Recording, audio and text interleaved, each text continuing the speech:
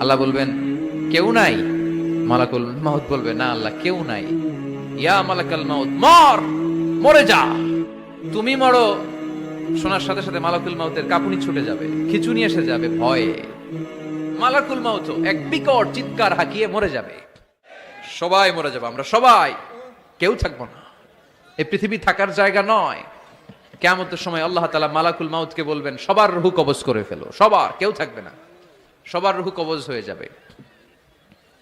আল্লাহ মালাকুল মাউতকে বলবেন মালাকুল মাউত কি অবস্থা? বলবে সব শেষ। মাইয়াবকা, কে বাকি? মালাকুল মাউত বলবে জিনেরা বাকি, যাদেরকে দেখা যায় না। আল্লাহ বলবেন জিনদেরকেও শেষ করে ফেলো, রূহ কবজ করো। মালাকুল মাউত আজরাইল জিনদের রূহ কবজ করবে। আল্লাহ এবার জিজ্ঞেস করবে ইয়া মালাকাল মাউত আখবিরনি মাইয়াবকা, এবার বলো আর কে বাকি? মালাকুল মাউত বলবে আল্লাহ মানুষগুলো সব শেষ, জিনগুলাও শেষ, এবার বাকি ইবলিস শয়তান।